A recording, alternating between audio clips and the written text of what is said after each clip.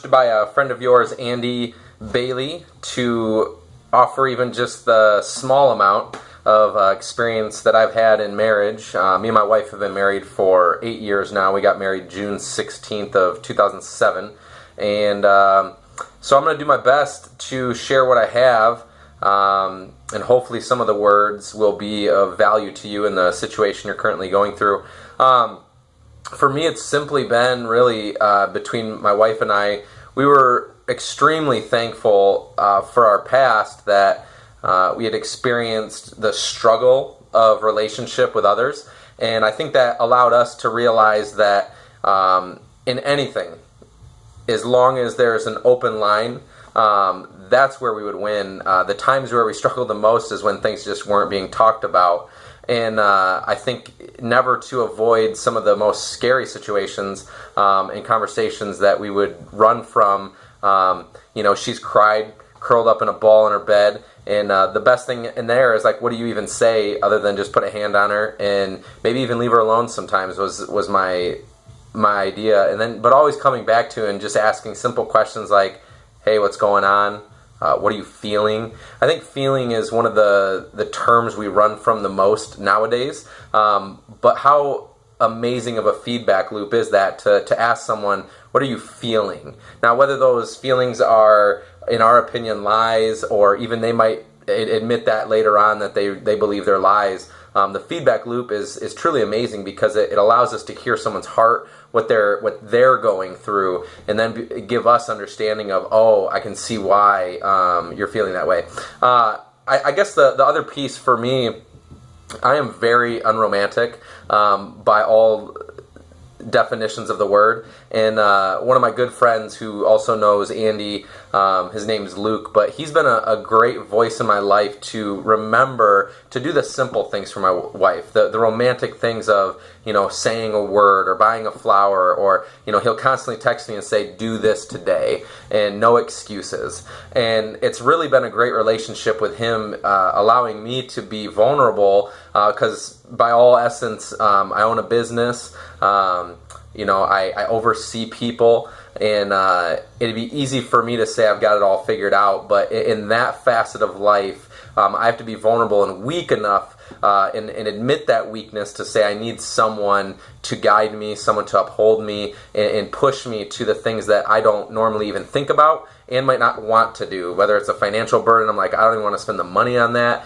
Whatever it is that's holding me back, he's been a great voice for that. And he doesn't know this, I never told him this yet, but I ended up buying a book to help me hear words of romanticism and allow myself to hear someone who's trying to express their heart, because that for me is very hard to do sometimes with my wife.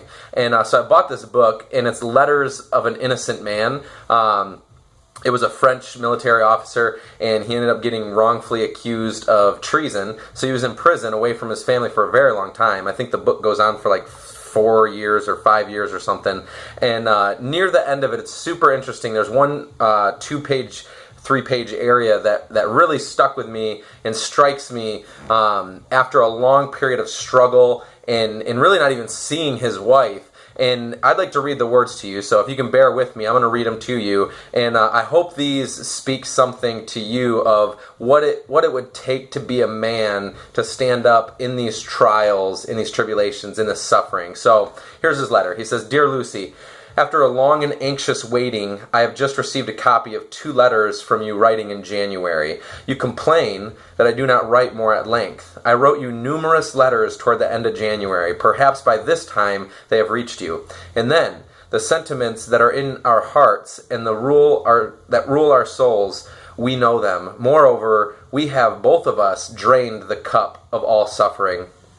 You ask me again, dear Lucy, to speak to you at length about my own self. Alas, I cannot. When one suffers so atrociously, when one has to bear such misery of soul, it is impossible to know at night where one will be on the morrow. You will forgive me if I have not always been a stoic. If often I have made you share my bitter grief, you who had already so much to bear, but sometimes it was too much, and I was absolutely alone. But today, darling, as yesterday, let us put behind us all complaints, all recognitions. I don't know the word. Life is nothing. You must triumph over all griefs, whatever they may be, over all sufferings, like a pure, exalted human soul that is a sacred duty to fulfill. Be invincibly strong and valiant. Keep your eyes fixed straight before you, looking to the end, looking neither to the right nor to the left.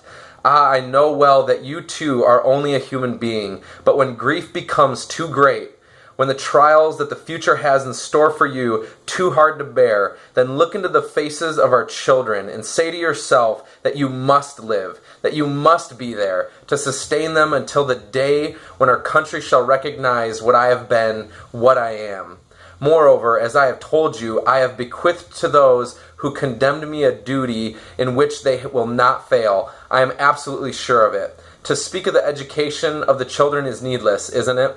We have too often in our long conversations gone thoroughly over this subject, and our hearts, our feelings, everything are bound so close together that naturally we agree as to what the education should be. It may be summed up in a word: to make them strong physically and morally. I will not dwell too long upon all this, for those thoughts are too sad, and I do not want to be weighed down by them. But what I wish to repeat to you with all the force of my soul, with a voice that you should always hear, is courage. Courage. Your patience, your resolution, that of all of us should never tire until the truth, full and absolute, shall have been revealed and recognized. I cannot fill my letters full enough of all the love that my heart contains for you all. If I have been able to resist until now so much agony of soul, all mental misery and trial, it is because I have drawn strength from the thought of you and of the children. I am now hoping that your letters of April may reach me soon, and that I shall not have to suffer so long a delay before receiving them. I will end this letter by taking you in my arms and pressing you to my heart. I embrace you with all the strength of my love. And I repeat to you always and still again, courage, courage. 1,000 kisses to our children. And for all of you, whatever may come, whatever may become of me, this earnest cry, the invincible cry of my soul, lift up your hearts. Life is nothing, honor is all, and for you all the tenderness of my heart. And I read this and I think, man, your circumstance is temporary. And I think the call for you is, life is nothing. These things you're going through, the struggles, the sufferings, it's nothing. But honor is everything. Honoring your word, your commitment, your love, your time, your wife. I think that is the greatest call. And that's the call to you, my friend. I think if you can stand up under this trial and endure through a season in love with all your heart and honor those commitments, those words you spoke to her and before people and before God, I think there you'll win. I truly believe that. And so my prayer for you is that you would hear those two words, courage, courage. Take courage, my friend. And I hope to hear a great report from Andy later, and I hope these words have meant something to you.